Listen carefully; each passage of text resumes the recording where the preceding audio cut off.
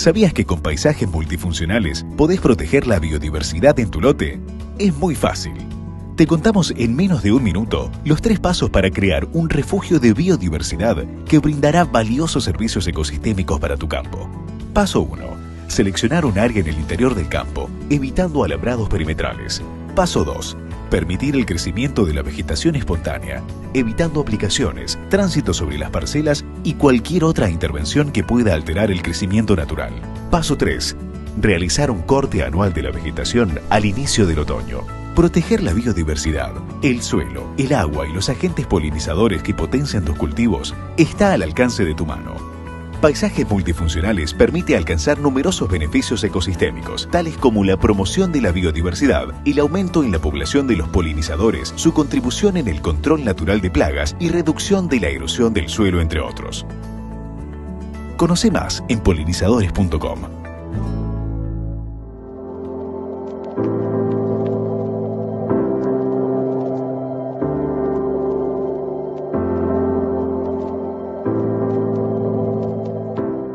Bueno, muy buenas tardes a todos. Soy Federico Fritz y junto a Karina Álvarez vamos a moderar esta capacitación para todos ustedes.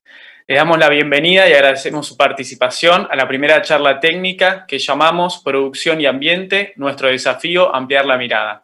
Está destinada a docentes y promovida por CREA en el marco del proyecto Así son los suelos de mi país, junto con la Facultad de Agronomía de la UBA, INTA y FEDIAP.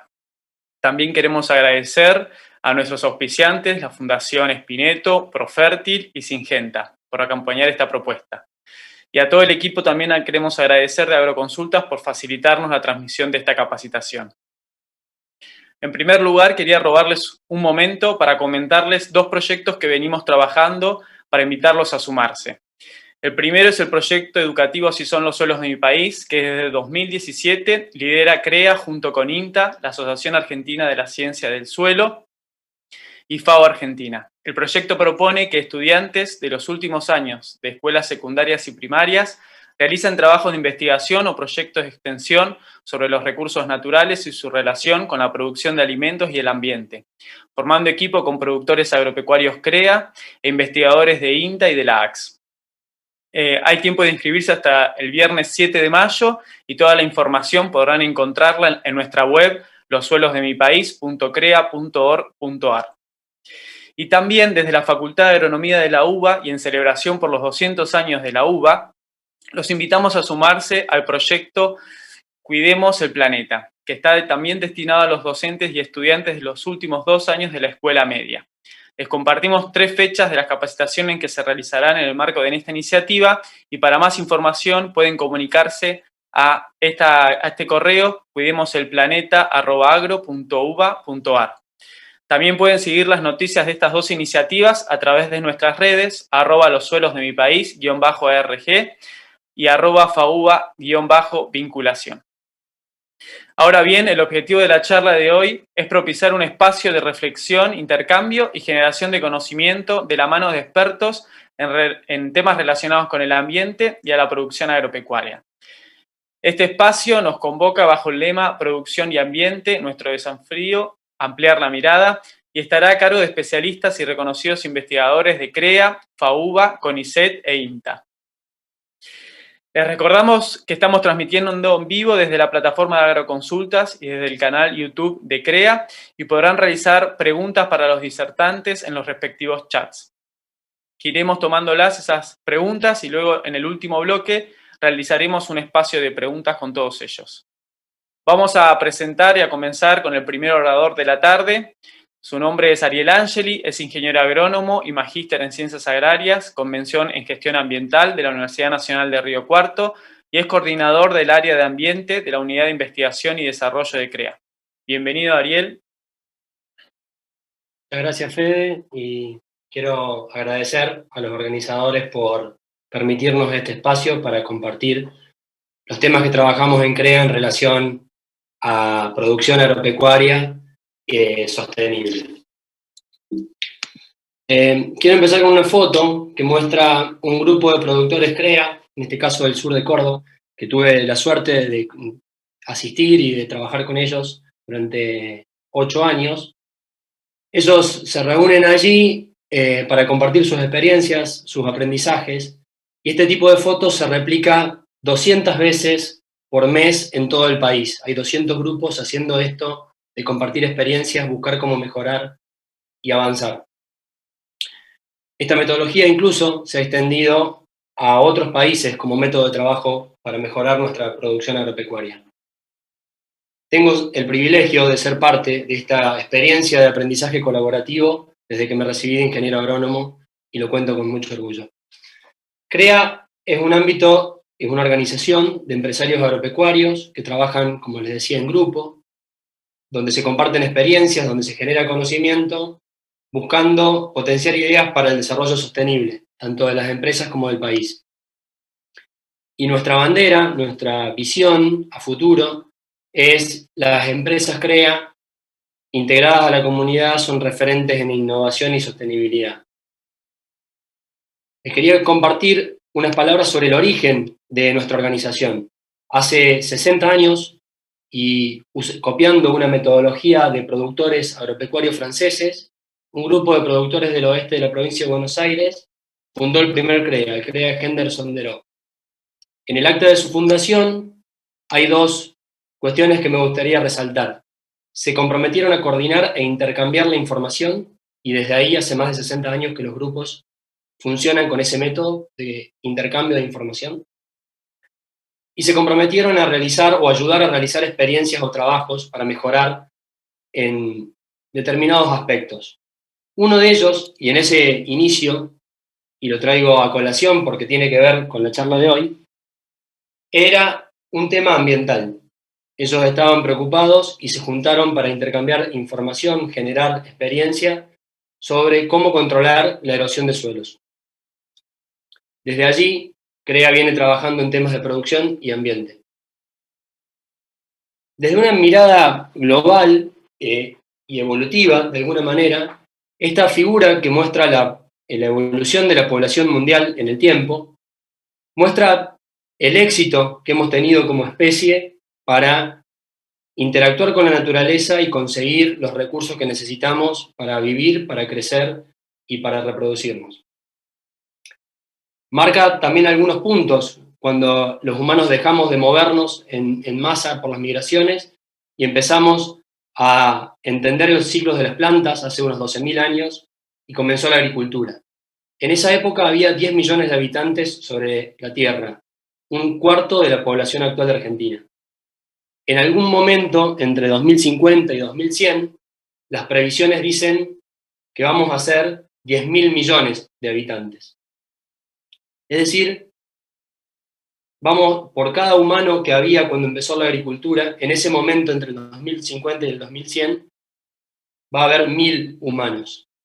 A mí me deja perplejo siempre que veo esta figura.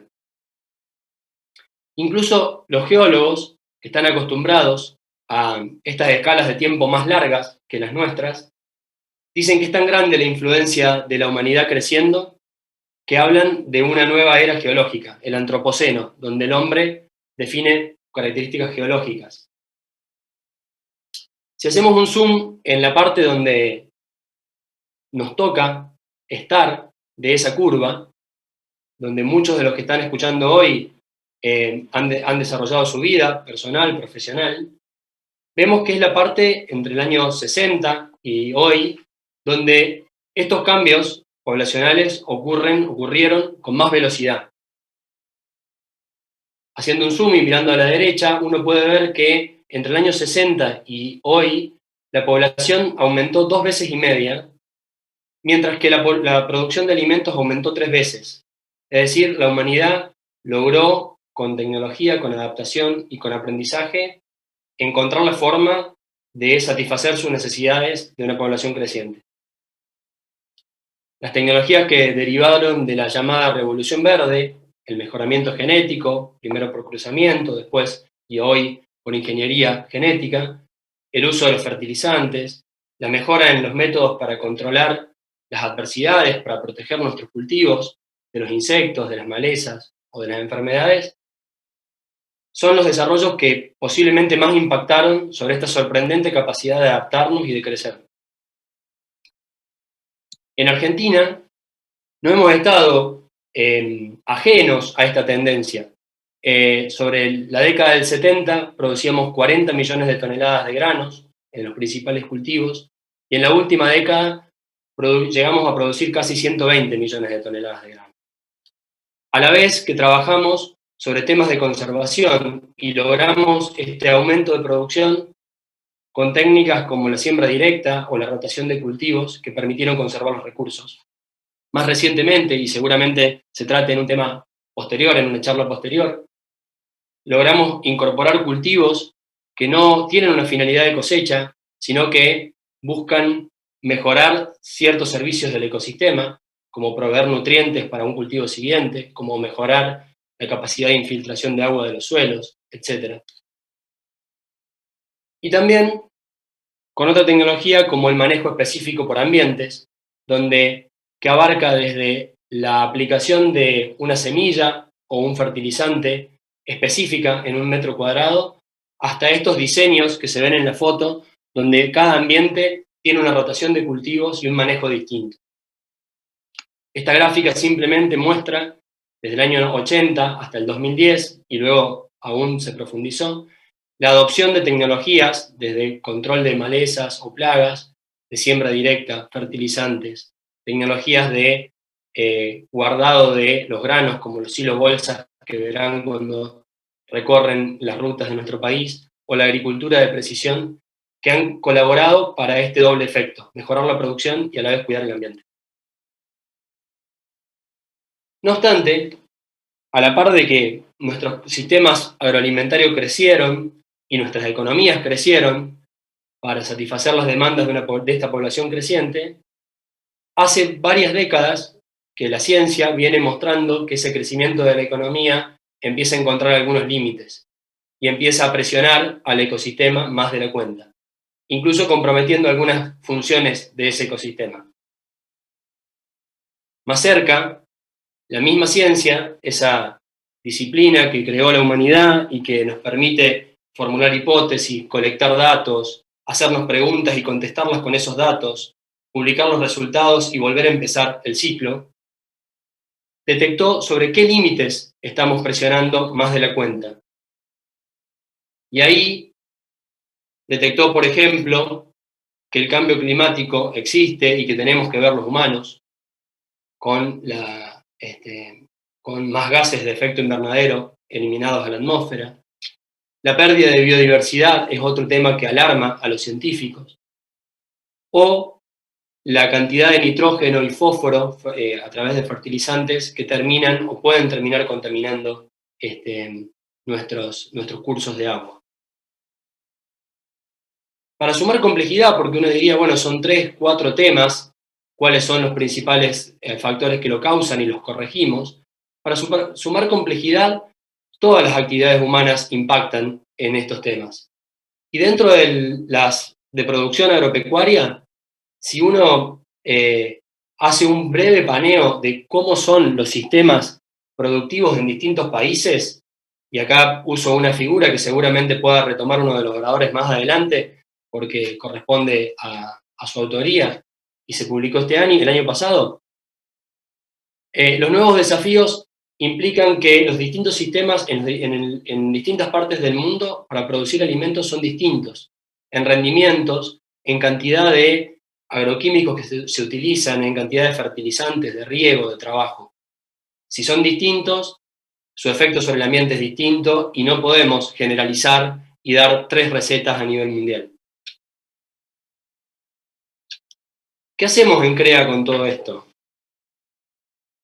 Al inicio les conté qué era CREA y que había nacido hace 60 años, más o menos en consonancia cuando esa curva de crecimiento poblacional que les mostraba después tomó un impulso y un crecimiento exponencial. Como organización hemos trabajado desde ese problema de erosión de suelos a problemas nuevos en temas del ambiente y de la conservación.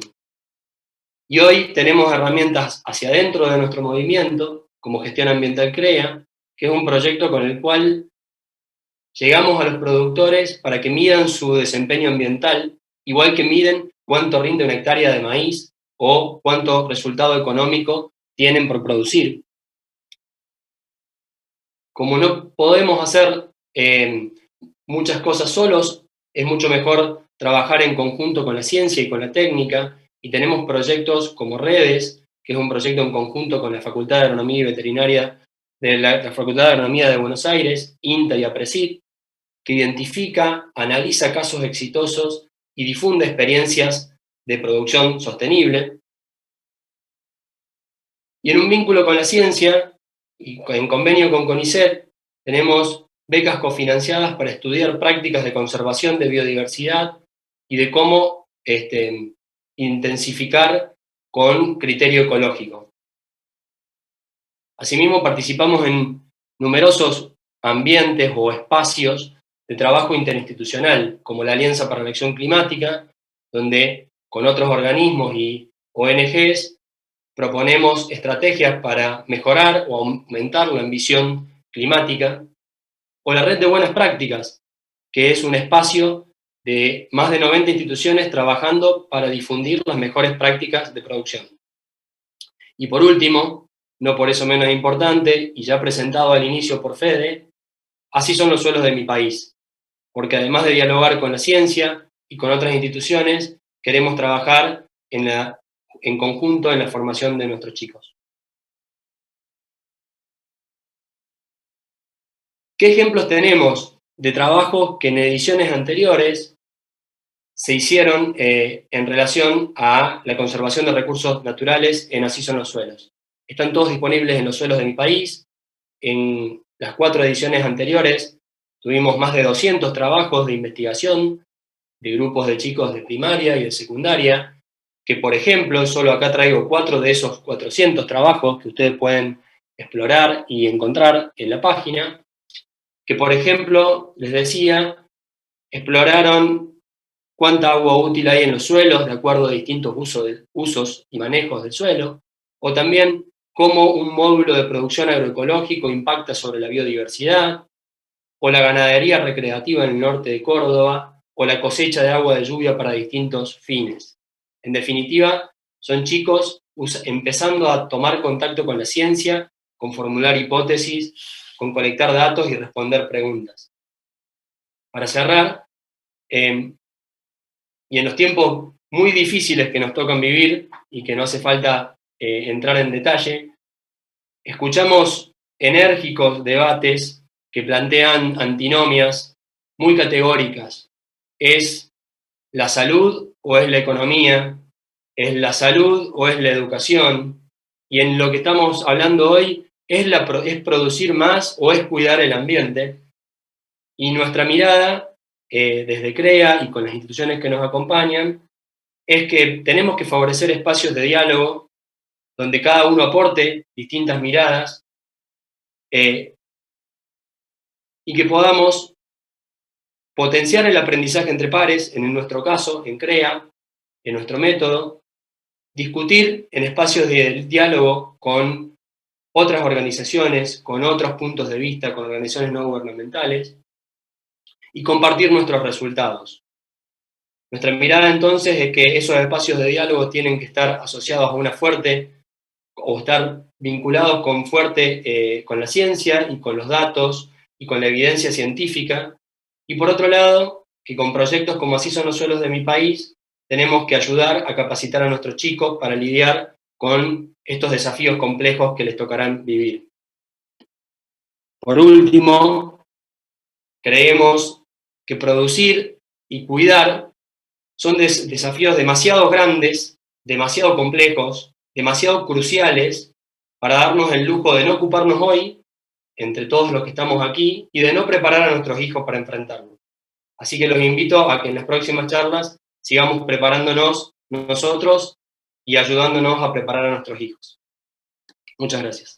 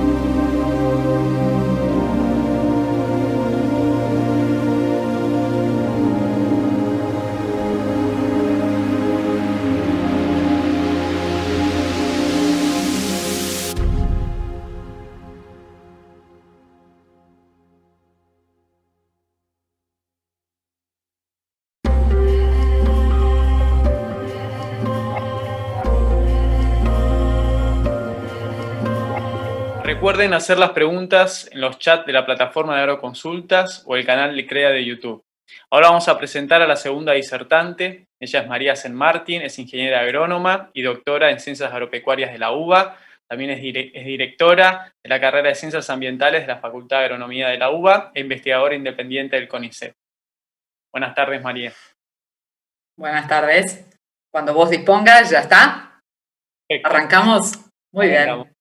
Bueno, muchas gracias. La verdad que es un placer enorme, un honor haber sido parte invitada a esta jornada, a este espacio donde la propuesta es animarse a ampliar la mirada, ¿no? Animarse justamente a salir un poco de la zona de confort, que es eso que ni todos ni todo el tiempo estamos dispuestos a hacer, ni en nuestra profesión, ni en nuestra vida personal.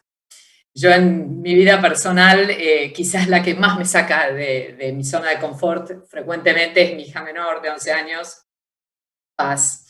Ella se lleva bastante diferencia con sus hermanos mayores y es indudablemente hija de una generación un poco nueva, más estimulada, quizás un poco hija de esta generación de la hipercomunicación que está en el título de la charla, de las redes sociales. Paz también es bastante inquieta desde el punto de vista de los temas ambientales, eso se ve que está dando vueltas también en su entorno. Y entonces es muy común que en las sobremesas espontáneamente nos plantee su preocupación. Recuerdo este verano, estaba muy preocupada por los incendios en el Bolsón, y hace un par de años lo mismo con los incendios en Amazonia, y temas como, bueno, el cuidado del agua, y así que se nos arman ahí, gracias a ella, unos intercambios que personalmente disfruto mucho. Y algunas otras veces las preocupaciones que trae son un poco distintas y son, por ejemplo, preocupaciones respecto del tipo de dieta que tenemos en casa. ¿Por qué comemos carne? Si la carne, pobres los animales, y que sufren, y el cuidado del planeta, y lo que hace el efecto invernadero, y bueno, que su ídola Ariana Grande, su cantante favorita, es vegetariana. Y debo reconocer que para ella eso lo trae con la misma naturalidad con la que trae el tema de los incendios, pero a mí indudablemente me hacen un efecto distinto. Me parece que me sacan un poco de esto, de mi zona de confort. Pienso que quizás es porque de alguna manera están cuestionando un hábito, una elección que nosotros hacemos en casa. Y entonces ahí siento que en algún punto me faltan herramientas para disfrutar también de esos intercambios. Me imagino que esta anécdota refleja bastante bien lo que les debe pasar a muchos de ustedes en sus conversaciones y en el marco del aula con sus estudiantes un poco más grandes o de la misma edad, pero que un poco creo que esto es el resultado de que todos nuestros jóvenes, los que estamos criando y educando en las aulas, son hijos de este espectro de redes sociales tal como lo conocemos ahora, ¿no? Con muchos estímulos, que no solo amplifican, potencian enormemente la cantidad de estímulos y de tipos de información a las que están expuestos, sino que en algún punto también los ponen en contacto con corrientes de opinión bastante distintas quizás de la que ellos experimentan en la casa o en su grupo más cercano de amigos. Y entonces dentro muchas veces también de estos discursos aparece, porque creo que es parte de todos los discursos y de todas las corrientes de pensamiento, un poco esta otra palabra que estaba en el título de la charla, que es lo de la posverdad. La posverdad que no es otra cosa que una distorsión, una interpretación de la realidad donde uno le da más peso a cuestiones que tienen que ver con creencias o con valores más que con datos, con evidencias, con esto que mencionaba recién Ariel. Y entonces me parece que en eso estamos y que uno puede sentirse un poco abrumado con un entorno de estudiantes que en el aula están más inquietos con estos temas, pero creo que también es una tremenda oportunidad para aprovechar esto y usarlo en favor de una de las muchas cosas que hacemos los docentes en el aula con nuestros estudiantes, que es ayudarlos a desarrollar el pensamiento crítico. Es decir, la capacidad de pensar, de comprender distintas corrientes de pensamiento, de reconocer matices, de comprender sobre qué tipo de evidencias se fundamentan las distintas corrientes de pensamiento, y eso es una cosa bastante difícil de hacer, pero creo que es mucho más fácil de hacer cuando hay un tema que es interesante, que es una idea que está dando vueltas en estas redes sociales, que apasiona, que tiene posiciones contrastantes, como esto que decía recién Ariel, ¿no? Personas que están por ahí en las antípodas del pensamiento respecto a un problema. Y ahí, en ese sentido, los problemas ambientales, si ustedes lo piensan un poco, son casi un vehículo ideal para tipo de debates en los que uno como docente trata de trabajar sobre todo el desarrollo del pensamiento crítico. Piensen que desde lo que contaba recién con tanta claridad Ariel, el modelo mediante el cual producimos alimentos, energía, fibra en nuestro país, tiene su modelo que está muy discutido y que hay posiciones muy, muy contrastantes. Por supuesto, hay un montón de posiciones intermedias, pero hay también posiciones contrastantes y antagónicas. Y ese como uno de los temas ambientales con los que además ustedes seguramente están muy familiarizados, pero si pensamos en la gestión de los residuos también hay contrastes. Y entonces si incineramos o enterramos o reciclamos o hacemos un poco de todo, si lo piensan, bueno, con esto de la dieta que les contaba, con aspectos de cuál es el mejor modelo de extracción minera que podemos hacer, cómo urbanizamos, las causas del cambio climático, si son antropogénicas o si tienen que ver con otros factores. Fíjense que prácticamente, si uno lo piensa, casi no hay un problema ambiental que no esté en estas redes sociales, en esta hipercomunicación, y que tenga la posibilidad de ofrecer miradas muy distintas.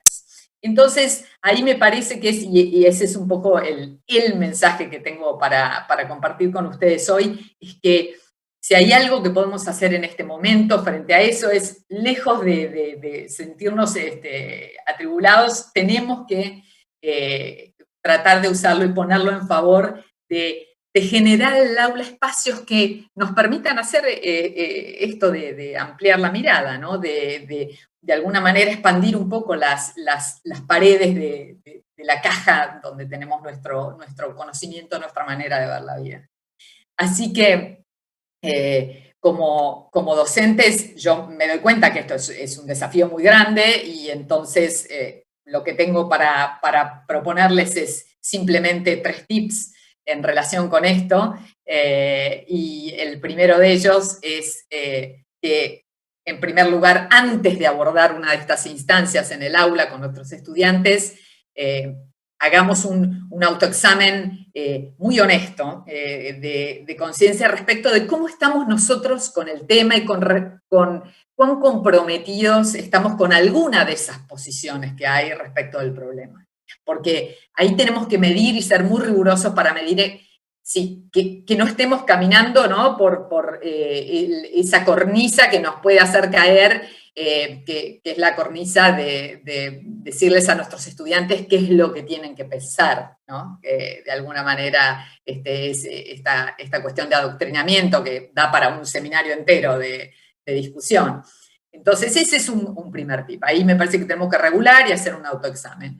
Un segundo elemento me parece que es importante para tener en cuenta es asegurarnos que en el proceso somos capaces de, con nuestros estudiantes, conducirlos en un relevamiento muy, muy amplio, muy exhaustivo de todas las vertientes de pensamiento que hay respecto de ese problema ambiental que estamos discutiendo.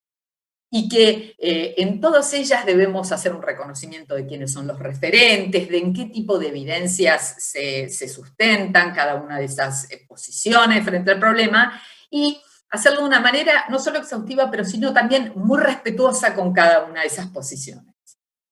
Finalmente, Creo que este proceso lo más valioso que tiene, y eso es algo que también deberíamos hacer como docentes, es durante el proceso y sobre todo al cierre, es reflexionar sobre que lo más importante de eso no es que yo te haya convencido a vos de que lo que yo pensaba estaba bien, sino que todo lo contrario.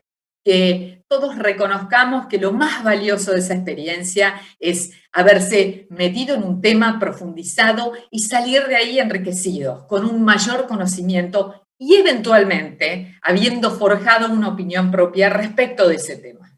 O por lo menos estar más cerca y más informado para hacerlo.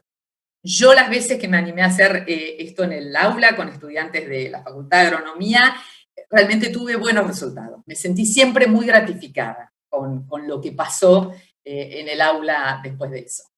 Así que bueno, este era mi mensaje y entonces, lejos de abrumarnos, aprovechemos esta oportunidad, estos estudiantes estimulados, motivados para transitar con ellos un proceso que nos permita a todos desarrollar el pensamiento crítico, que nos permita salir de nuestra zona de confort, ampliar la mirada, que es esto mismo que estamos haciendo esta tarde acá. Y yo en lo personal debo confesarles que también en esas instancias me llevo algunas herramientas para manejar un poquito mejor las sobremesas con mi hija menor. Muchas gracias. Muchas gracias.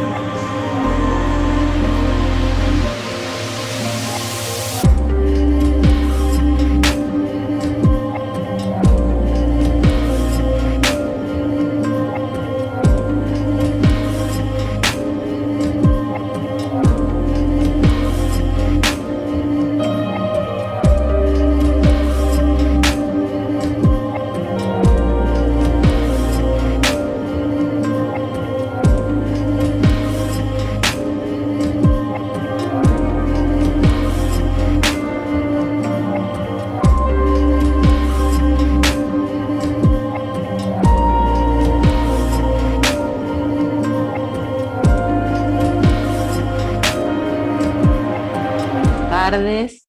Una vez más queremos agradecerles estar compartiendo este tiempo con nosotros y ahora vamos a presentar a la siguiente oradora, que es la doctora Laura María Solari, que coordina el área de biodiversidad, ecología y gestión ambiental del Instituto de Recursos Biológicos CIRN-INTA.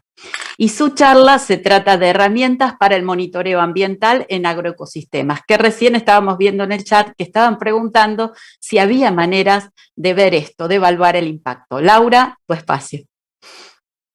Bueno, muchísimas gracias. ¿Se escucha bien ahí? En primer lugar, me sumo al agradecimiento por la invitación a esta charla y las anteriores presentaciones me dan pie para lo que voy a presentar ahora. Muchas gracias Ariel y María por este enfoque. Mi nombre es Laura María Solari y nuestro grupo en el INTA de Castelar nos enfocamos principalmente en lo que es el impacto de la agricultura en la biodiversidad, desde la perspectiva de pérdida de hábitat y contaminación. Así que en función de ese marco que nos convoca a nuestro grupo, les voy a presentar esta presentación. No puedo avanzar. Ahí. Bueno, con este concepto de monitoreo ambiental voy a introducir todos los conceptos que voy a hablar en esta breve charla. En primer lugar, hay 5 principales impactos ambientales que genera la agricultura. Y son esos, son cambio climático, pérdida de biodiversidad, uso del agua, contaminación química y degradación del suelo. Estos serían los principales, y en esta charla yo voy a hablar un poquito más en detalle de lo que es la pérdida de biodiversidad en los agroecosistemas. Y teniendo en cuenta lo que es el monitoreo el monitoreo requiere registrar en forma sistemática y repetida en el tiempo los recursos naturales del ambiente para evaluar cambios en relación al manejo productivo. Con esto estoy queriendo decir que requiere un protocolo, que siempre uno lo mida de la misma forma y de manera repetida para evaluar cambios, ¿no? Y en esta charla vamos a hablar un poquito de por qué hacer un monitoreo, cómo se planifica, qué puedo monitorear, cómo lo diseño, cómo analizo la información y un poco de bibliografía. En primer lugar, en los agroecosistemas hay dos procesos muy importantes, que son la expansión, que es el avance del área productiva sobre áreas naturales, como humedales, pastizales, bosque, y esto genera una pérdida y fragmentación del hábitat disponible para biodiversidad. Y por otro lado, hay otro proceso que se da a otra escala, que es la intensificación, que requiere, que el objetivo es aumentar el rendimiento de un cultivo, y lo que se genera a otro nivel es como una degradación del hábitat, donde, por ejemplo, se pierden las banquinas y los bordes con vegetación espontánea, se drenan humedales, hay monocultivos y, bueno, hay un mal uso de los fitosanitarios. Esto genera cambios en la estructura del paisaje agrícola que genera una pérdida de heterogeneidad ambiental a múltiples escalas. Y esto ya es sabido que genera una pérdida de biodiversidad y de bienes y servicios ecosistémicos.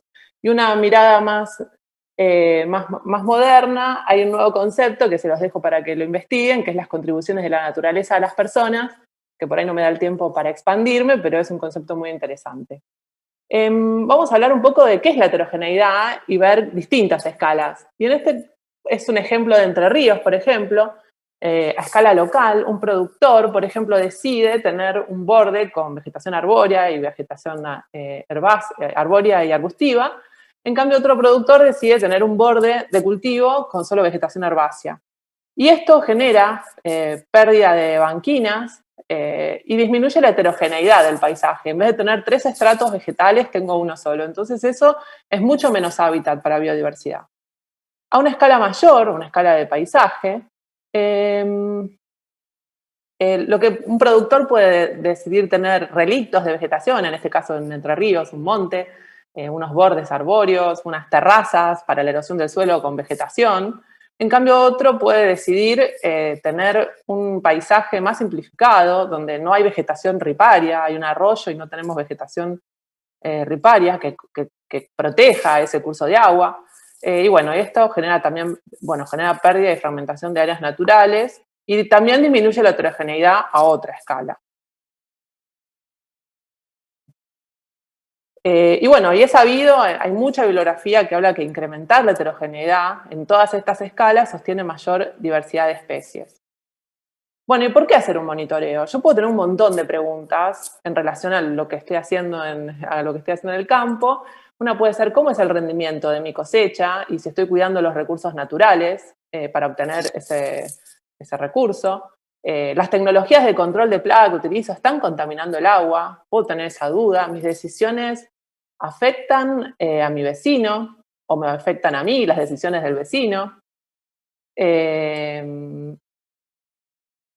Por otro lado, no me funciona ahí. Y bueno, y si realizo una transición agroecológica, ¿mejorarán las poblaciones de insectos benéficos? Esas son todas preguntas que nos llevan a... Tengo problemas con el... Ahí está. Si tengo dudas de una práctica de manejo, observo cambios en el ambiente que no comprendo, me preocupa algo, es necesario profundizar, porque como todo lo que había dicho Ariel y María, compatibilizar la producción de alimentos y la conservación de recursos naturales es ya, hay que hacerlo, no hay más tiempo. O sea, tenemos que ver el suelo, el agua, el aire, la biodiversidad y los servicios ecosistémicos. Bueno, ¿cómo se planifica? En primer lugar, un monitoreo requiere de identificar el problema, cuál es el problema que yo estoy observando, y definir un objetivo. Ese objetivo lo tengo que tener claro. En función de ese objetivo, yo tomo decisiones de manejo y digo, bueno, tengo estas alternativas de manejo, y antes de hacer algo digo, bueno, voy a definir el indicador que va a ser mejor para medir ese objetivo. Y realizo un monitoreo previo. Siempre está bueno a veces hacer un monitoreo de base. Luego acciono, tomo medidas y a posteriori vuelvo a hacer un monitoreo. Luego esto requiere un análisis de los datos y una revisión a posteriori. Yo hago una revisión y esta revisión quizás genere que yo vuelva a hacer las mismas acciones de manejo, tome nuevas decisiones de manejo o hasta me plantee un nuevo objetivo. Este ciclo es importante porque nos permite ir mejorando nuestra producción agrícola y lo que nos interesa particularmente. En este caso yo les voy a mostrar 3 objetivos a distintas escalas que están un poco orientados a lo que es mi área de trabajo, pero bueno, es un ejemplo. Tenemos, por ejemplo, a escala de lote, mi objetivo puede ser aumentar la polinización en un lote que tiene forrajes, y bueno, el manejo podría ser restaurar la flora nativa de los bordes de cultivo, y bueno, y un indicador a escala de borde puede ser la diversidad de polinizadores o la riqueza de polinizadores, quizás siempre el indicador es interesante que sea algo simple de medir.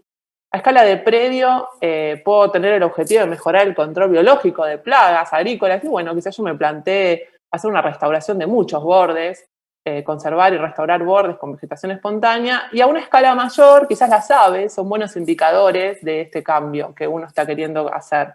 Entonces un monitoreo de aves puede ser interesante. En una escala mayor, quizás yo tengo 2 parches de vegetación muy grandes, quizás 2 pastizales, y tengo intención de que estén unidos, de mejorar la conectividad entre estos relictos de vegetación, y quizás mi manejo que yo vaya a hacer sea un corredor directamente. Entonces digo, bueno, voy a hacer un corredor y bueno, quizás la diversidad de mamíferos sea un buen indicador a esa escala mayor todavía. Bueno, ¿y qué puedo monitorear? En relación a los recursos naturales, puedo monitorear el agua, el suelo, vegetación, fauna, invertebrados, aves, mamíferos, anfibios. Puedo evaluar algunas prácticas de manejo que estoy realizando, pero tener en cuenta que un manejo sostenible requiere evaluar todo el conjunto y que quizás yo también tenga que incorporar indicadores económicos o sociales para poder responder mi pregunta, ¿no es cierto? Y bueno, por ejemplo, este es un caso de un monitoreo de aves, porque cada indicador o cada aspecto que yo vaya a monitorear es distinto, los protocolos son diferentes. Así que, por ejemplo, para un monitoreo de aves, en primer lugar necesitaría conocer a las aves, saber qué especies tengo en mi campo o donde lo vaya a hacer. Requiere un conocimiento previo de las especies. Las aves son muy interesantes, muy lindas, son muy divertidas para conocer. Y bueno, a posteriori, cuando yo ya estoy interiorizado en las especies, bueno, ¿qué necesito? Una hoja, un lápiz, binoculares, una guía de aves por si tengo dudas.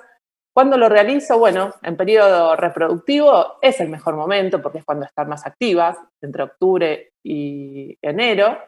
Y durante el día hay horas que son más activas que otras, así que uno priorizaría hacer el monitoreo muy temprano, entre las 7 y las 10 o más a la tardecita. Bueno, ¿dónde? Depende, como ya hablamos, de mi objetivo, quizás sea una comparación en el tiempo, o me interesa estratificar ambientes, comparar ambientes, eso va a depender mucho de mi objetivo.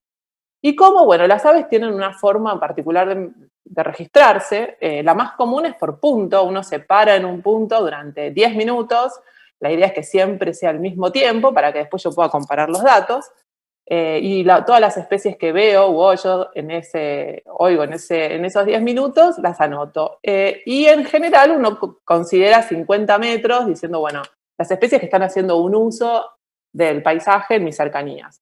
Los puntos, bueno, tengo que hacer repeticiones, porque para hacer un monitoreo yo necesito repeticiones, con un solo punto no es información que yo pueda, no me alcanza, necesito más información, así que uno puede poner puntos distanciados por 250 metros, por ejemplo, y siempre y cuando no repetir los individuos en cada punto, porque sabemos, por ejemplo, las rapaces se mueven mucho, y bueno, quizás en un punto yo registro un chimango y en el otro punto también lo veo porque es muy conspicuo, entonces prestar atención en no repetir a los individuos. Y bueno, tengo que tener repeticiones. Y por ejemplo les voy a mostrar un pequeño caso que hicimos una vez en una escuela, que es un pequeño monitoreo que hicimos, que fue ¿Cómo evaluar? El objetivo era evaluar la importancia de los ambientes con vegetación espontánea para aves de ambientes agrícolas. De importancia agrícola, perdón. Y la pregunta es, ¿existen diferencias entre el número de especies de aves insectívoras entre lotes de cultivos y bordes vegetados?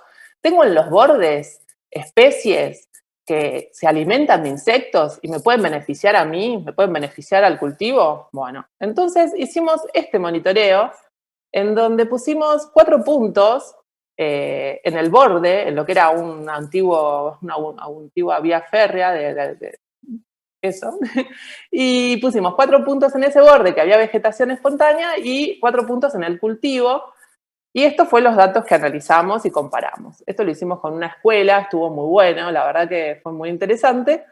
Y bueno, ¿y cómo analizamos la información? En primer lugar, para comparar, o sea, uno necesita hacer un pequeño análisis estadístico para poder evaluar esto que estamos haciendo, y un promedio y un desvío estándar es la base, lo más importante, o sea, es lo mínimo que uno puede hacer. Y en ese caso lo que vimos es que las especies que observábamos de aves en el borde y en el cultivo, bueno, en relación a las especies que eran insectívoras, había diferencias. Podíamos ver que acá había más especies de aves insectívoras en el borde que en el cultivo. En cambio, los granívoros y los carnívoros, que son otros grupos de aves, no había diferencias. Es como que se mueven de una manera, bueno, estaban en todo el ambiente. O son especies diferentes, pero bueno, lo importante era en relación a los insectívoros. Bueno, algo para resaltar es que es necesario esta nueva mirada que es necesaria. Hay que compatibilizar la producción de alimentos con la conservación de recursos naturales, eso es ya. Y bueno, y para hacer un monitoreo necesitamos identificar un problema y un objetivo. Eso que tiene que quedar muy claro, nos tenemos que plantear cuál es nuestro problema. Y registrar de forma sistemática y repetida en el tiempo. Esto es muy importante, tener un protocolo y poder repetirlo en el tiempo.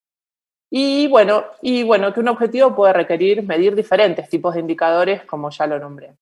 Y bueno, y acá dejo un poco de bibliografía que está en español, que puede ser muy útil. Por ejemplo, el kit de monitoreo ambiental, lo hicimos hace ya bastante, pero tiene mucha información que es muy interesante de cómo medir distintos recursos biológicos. Y bueno, hay algunos trabajos que todo está en español, y creo que se los van a poner en el chat para que lo puedan acudir a ellos y usarlos. Y por último, allá abajo hay un manual de métodos de campo para el monitoreo de aves terrestres. Yo estoy especializada en aves, entonces tengo ese sesgo, pero ese manual, aunque es viejo, porque es del 96, está en español y tiran un montón de información muy útil. Así que bueno, hasta acá mi presentación. Muchas gracias.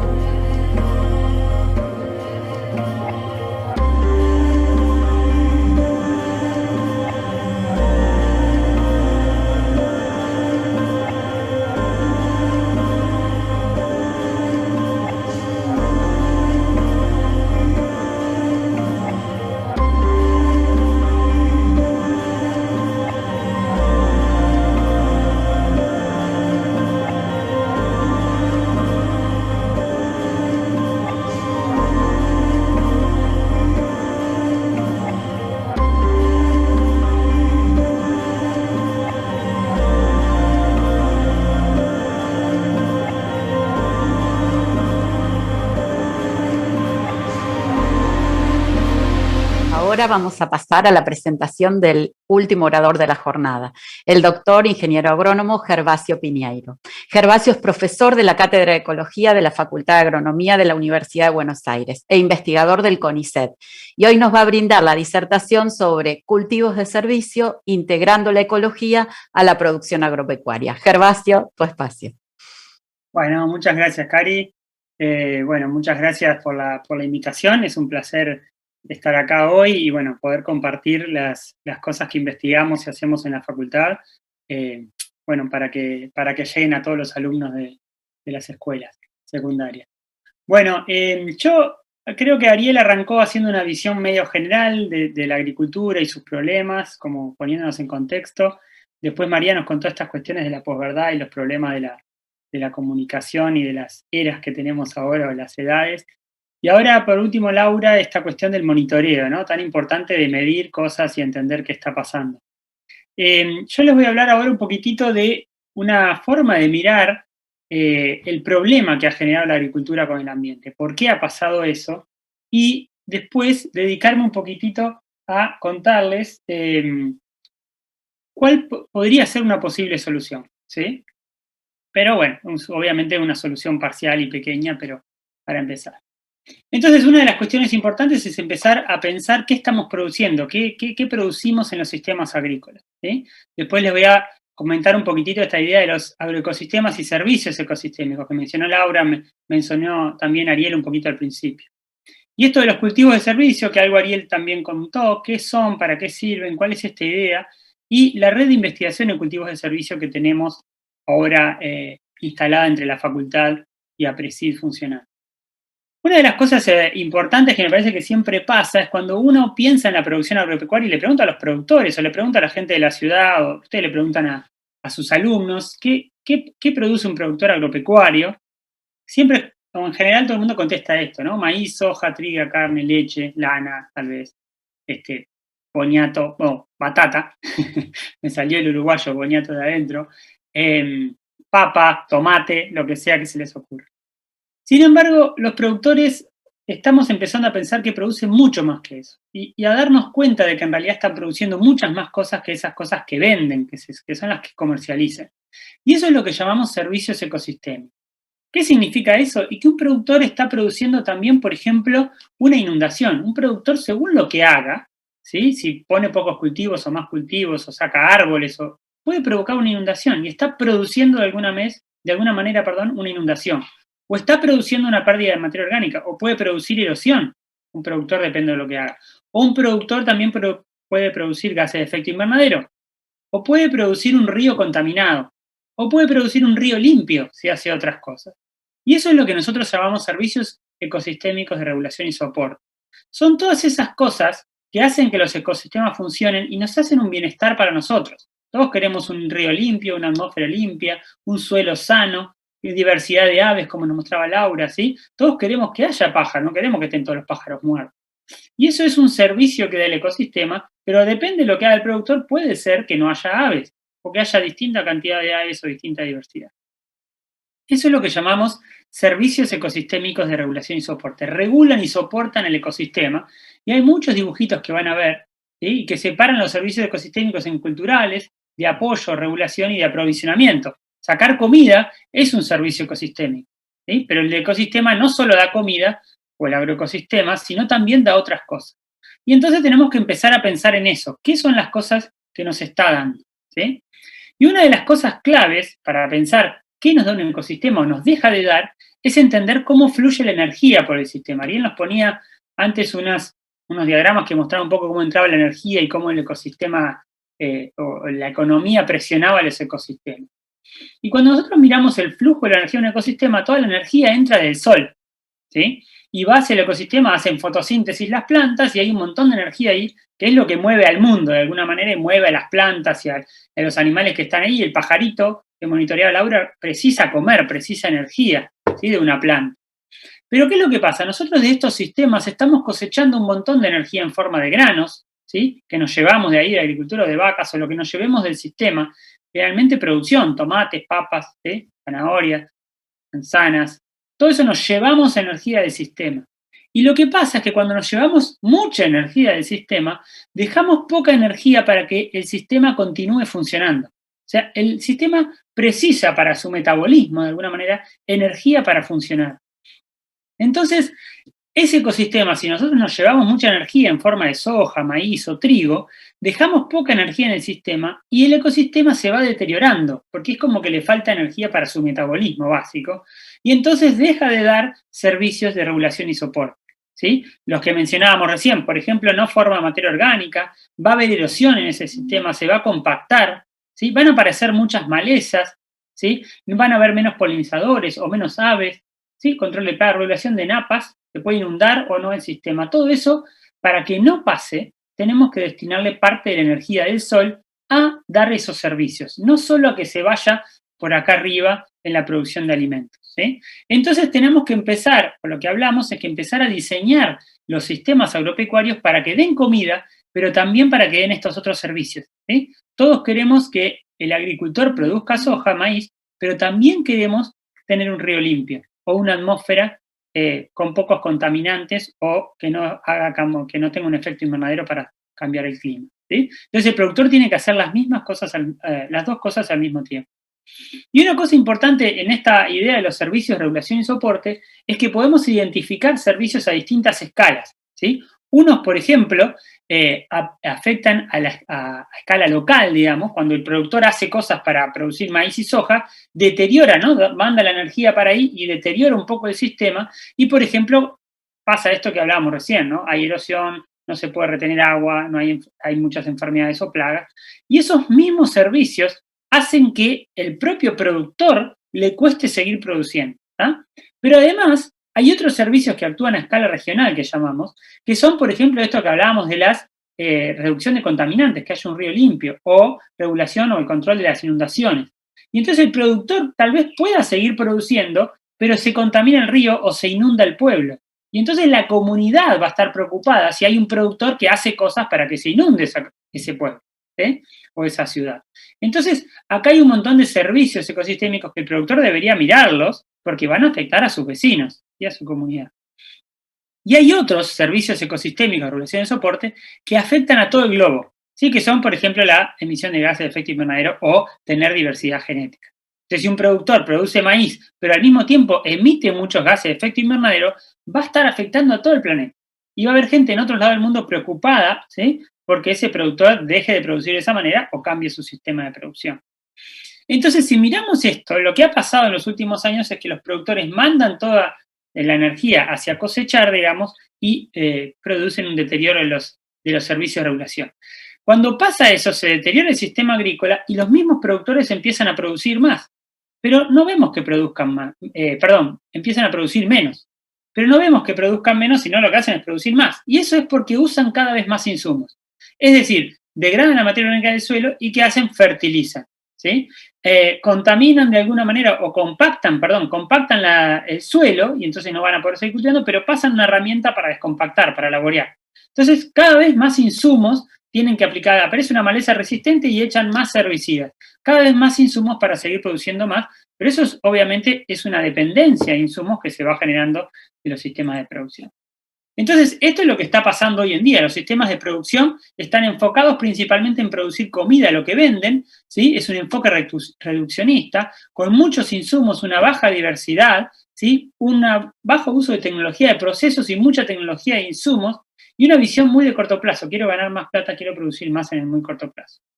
Y lo que tenemos que cambiar ese paradigma en los niños, en los adolescentes que ustedes enseñan, tienen que empezar a pensar, si van a ser agricultores de alguna manera, que van a diseñar ese sistema de producción pensando en otras cosas, pensando en que van a producir maíz, sorgo, soja, tomates, papa, pero también que van a producir ríos limpios, atmósferas limpias y suelos saludables, ¿sí? Y para eso tienen que tener un enfoque de sistema de producción ecosistémico, digamos. Tienen que hacer un uso racional de insumos, que no se les vaya la mano con eso, más diversidad en los sistemas, más tecnología de procesos y una visión de mediano a largo plazo, pensar en cómo va a funcionar el sistema más a largo plazo. Los cultivos de servicio aparecen como una opción para eso. ¿Qué son los cultivos de servicio? Son cultivos que nosotros vamos a sembrar pero no vamos a cosechar. Los vamos a poner para que la energía que capturan, eso que es fotosíntesis que están haciendo, vaya para dar un servicio de regulación y soporte, ¿sí? Entonces, esto es una forma de verlo. Un ecosistema natural no produce nada de granos, pero produce 2 materias orgánicas distintas, retiene nutrientes, ¿sí? Buenas propiedades del suelo. Ven que está todo al máximo, diversidad, baja erosión, ¿sí? Es muy bueno dando todo esto, pero no da granos. Y un ecosistema agrícola da muchos granos, pero casi no produce de las otras cosas. Entonces tenemos que pensar sistemas nuevos con cultivos de servicio, con estos cultivos que también se llaman cultivos de cobertura, cuando la idea es que cubran el suelo, pero hay otros cultivos que son para controlar malezas, o para descompactar el suelo, o para atrapar nutrientes, o los abonos verdes también son cultivos de servicio. Muchos cultivos que los empezamos a diseñar, ¿sí? Para que empiecen a dar, si mirábamos antes que el cultivo daba solo granos, ahora empieza a dar, cada cultivo de servicio distinto puede dar una batería. Uno va a dar materia orgánica, va a proteger contra erosión, y tal vez este otro, que es un nabo forrajero de cultivo de servicio, va a retener nutrientes y mejorar mucho las propiedades físicas. Y entonces así empezamos a plantar cultivos de grano, pero también otros cultivos que empiezan a dar otros servicios ecosistémicos. Y podemos plantar un cultivo para que combata malezas y entonces no echamos herbicidas y esos herbicidas no van a los arroyos. O podemos plantar un cultivo de servicio que fije nitrógeno, entonces no fertilizamos y usamos menos insumos, ¿tá?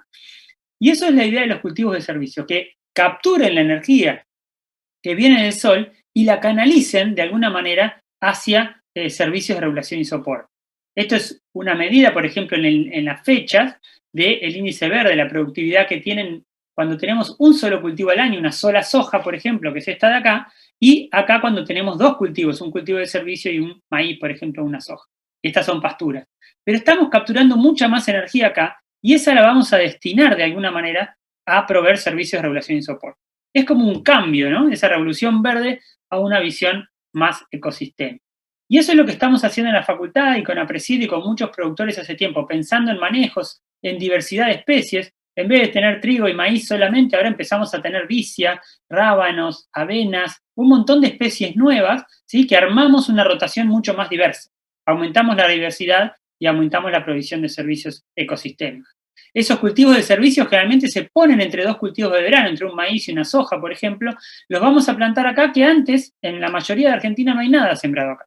Entonces ahora vamos a poner un cultivo que aproveche mejor esos recursos y nos pueda de alguna manera dar otros servicios. Para eso hemos confeccionado con la facultad y APRESID la red de cultivos de servicio, que hace varios años siembra este tipo de ensayos con cultivos nuevos, ¿sí? Que se empiezan a probar y a ver qué servicios dan en muchos lugares del país. Fíjense la cantidad de lugares en el 2018, 2019 y 20 que se están sembrando distintos ensayos de cultivo de servicio. ¿Qué dicen estos ensayos? Los resultados muestran que cuando sembramos cultivo de servicios usamos menos fertilizantes y menos herbicidas. Dicen también, por ensayos y experimentos, que emitimos menos gases de efecto invernadero según cómo los sembremos y también que contaminamos menos los cursos de agua. Y la sorpresa que nos llevamos es que muchos productores también están aumentando sus rendimientos.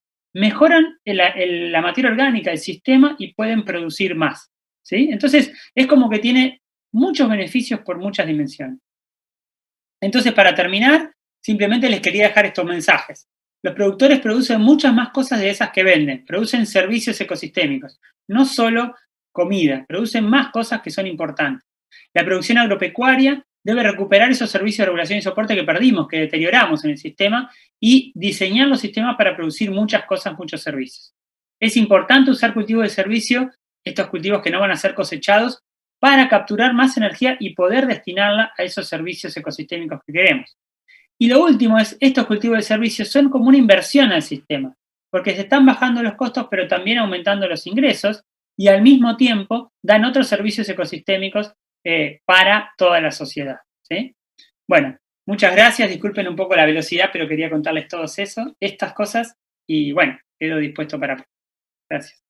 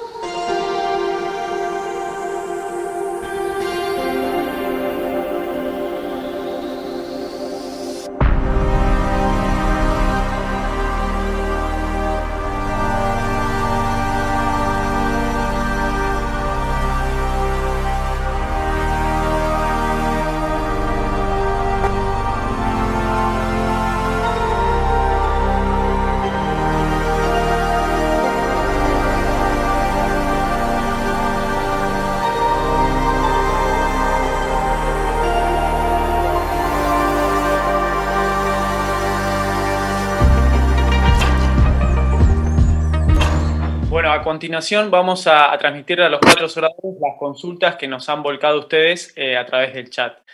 En primer lugar, queremos agradecerles también a los 4 por compartir toda esta información y las herramientas para abordar estos temas en las escuelas. Vamos a hacer la primera pregunta a Ariel. Camila nos preguntaba, ¿las mediciones que hacen en CREA son relativas? ¿Y cuánto tiempo les lleva a llegar desde el resultado para poder arribar a una solución a los problemas? Bueno, es una pregunta bien amplia. Procuramos que, como después desarrolló más en detalle Laura, buscar que las mediciones respondan a un objetivo y que entonces, en función de tomar un pedacito del universo de problemas que podamos llegar a tratar de trabajar, llegar rápidamente a algunas primeras conclusiones, al menos parciales. Y después, sobre la segunda parte de la pregunta, el productor agropecuario es muy pragmático con la adopción de tecnologías, ya sean de insumos o sean de procesos.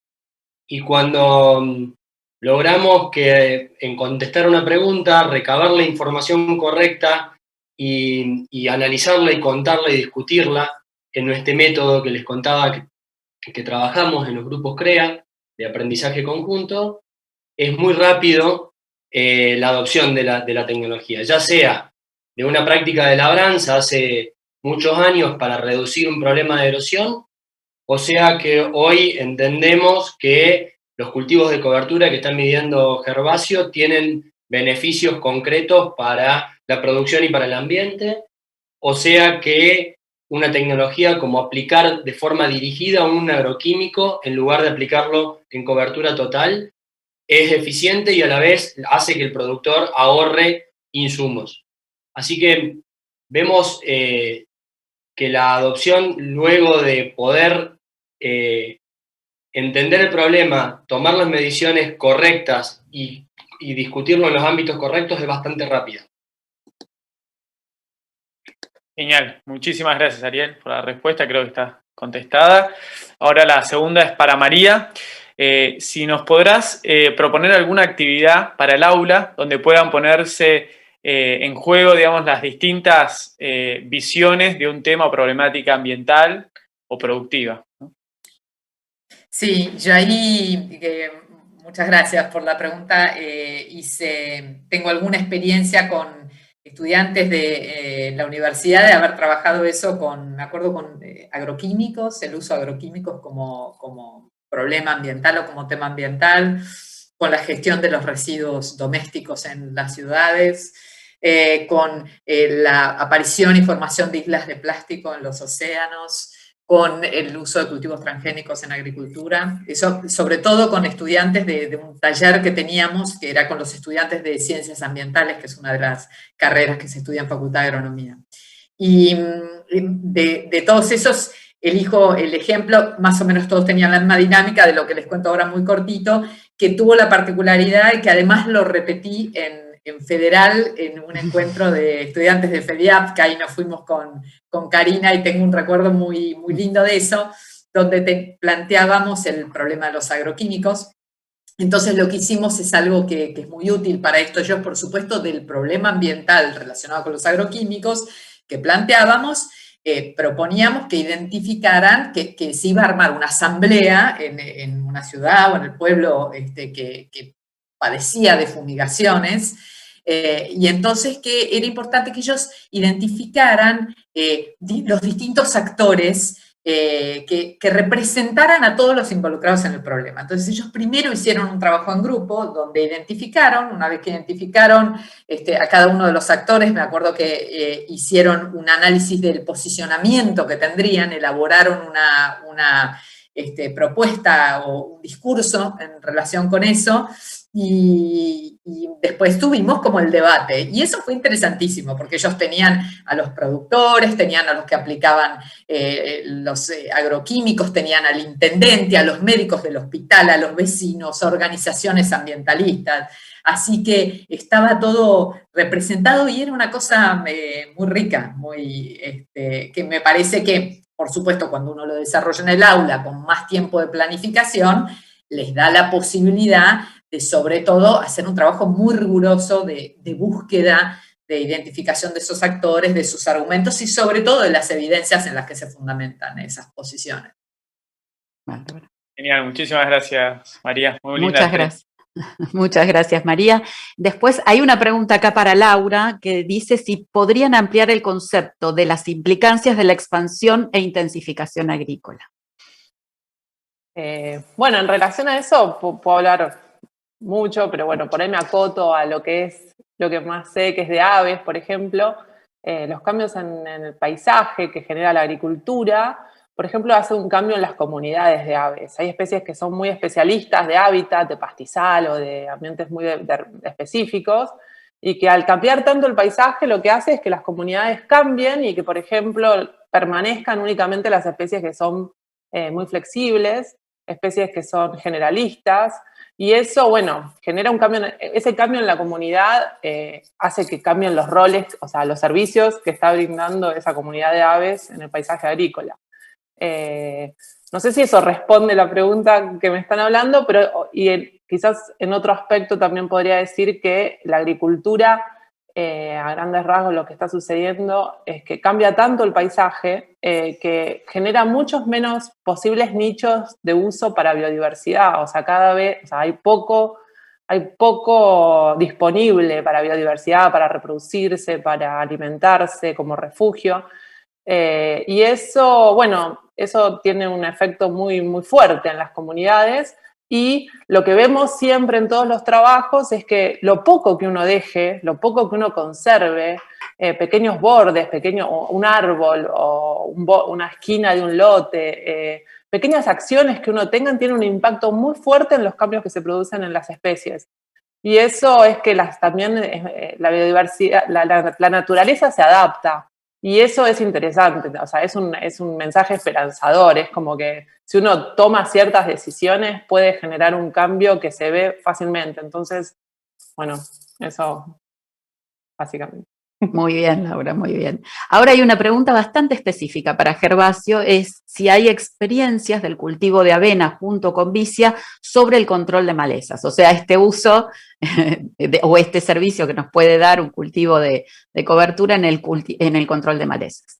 Sí, de hecho en la red de cultivo de servicio esta que les contabas, hay mucha experiencia en sembrar estos cultivos consociados o separados, y son muy buenos controlando la maleza, tanto la avena como la vicia, dependiendo de la maleza, obviamente, y del momento en que esa maleza emerja. La avena controla muy bien, en general, casi todas las especies, sobre todo las tempranas, las malezas tempranas, y la vicia controla muy bien, sobre todo Vicia villosa, ¿no? Depende un poco de la variedad, pero Vicia villosa es una especie que se termina enredando al final y tapando muy bien, sobre todo al final de la primavera, y termina controlando muy bien malezas si tiene un crecimiento explosivo en esa época, como que las tapa, ¿no?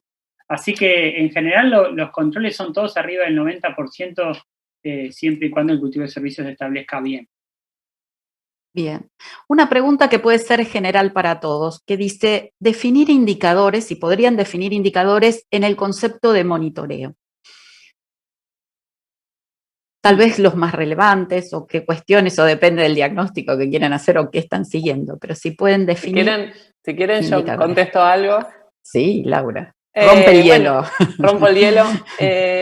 Bueno, obviamente que depende de la pregunta y el contexto, como ya venimos varios diciendo, pero también es importante tener en cuenta que un indicador, o sea, el concepto de indicador requiere que sea algo fácil de medir, que sea sencillo, fácil de interpretar. Y a veces no se puede obtener solo un indicador, se requieren varios indicadores para abordar desde los distintos aspectos la misma problemática. Así que la verdad que yo no podría decir cuáles son los indicadores. Sí puedo decir que requiere generar un pensamiento crítico, entender el problema y definir cuáles son los mejores, porque no es lo mismo lo que explica, no sé, por ejemplo, un indicador del suelo que lo que explica un indicador de mamíferos. Es completamente diferente. Entonces, bueno, desde esa mirada no podría decir cuáles serían, sino sí plantear la semilla de la importancia de generarse preguntas y eso, de generarse preguntas y entender cuál es la problemática, ¿no? Bien. Sí, yo en la misma línea de lo que dice Lau, estoy totalmente de acuerdo. Una de las formas que tenemos de pensar esos indicadores, como decía Laura, es pensar en servicios ecosistémicos de nuevo. Vuelvo a eso, o sea, pensar en qué servicios son los que ustedes valoran o quieren evaluar, digamos. Entonces yo quiero...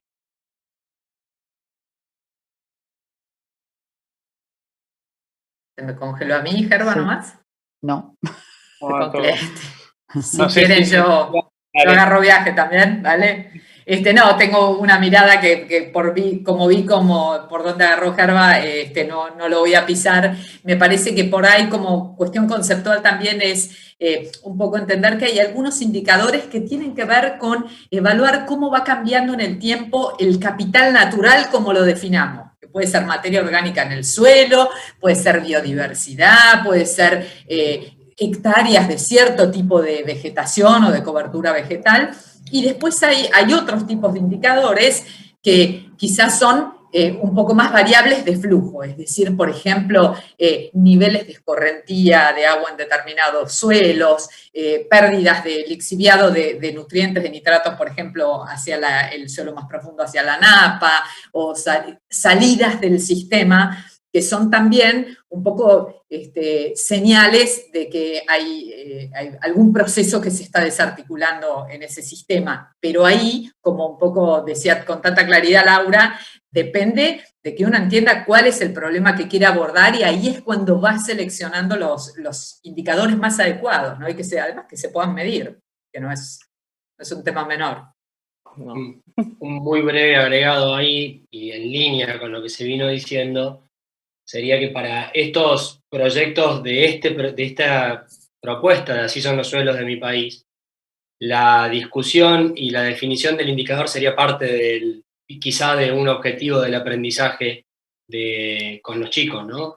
Definir cuál es el problema, definir cuál es el mejor indicador y que sea sensible a ese problema y que lo podamos medir y que lo podamos medir con los instrumentos o con las formas que tengamos.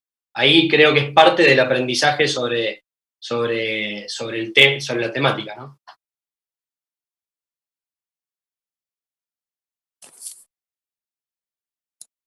Estás muteado, Fede. Estás muteado, Fede. Creo que lo perdimos a Gerba en el camino, pero bueno, queremos agradecerles a los cuatro, María, Ariel, Gervasio y Laura, por compartir toda esta experiencia con nosotros.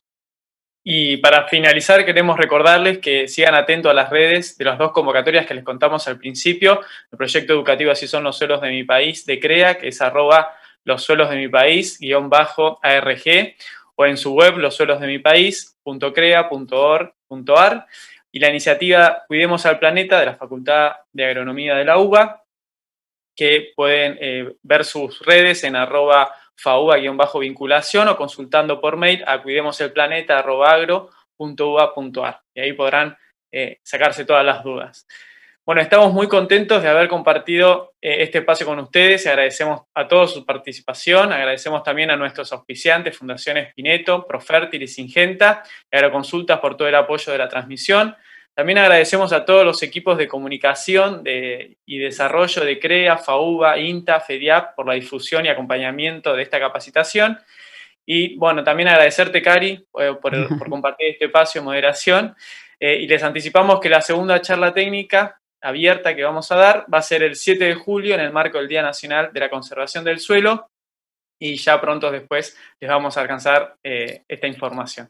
Así que bueno, muchísimas gracias a todos y gracias por compartir nuevamente el espacio. Muchas gracias a todos, y como, si me permiten cerrar, son espacios que nos dejan pensando, y eso es muy bueno, porque dejarnos pensando es tener nuevas herramientas e ideas para después llevar, en el caso de ustedes, al aula y nuestra también. Muchas gracias por acompañarnos. Gracias.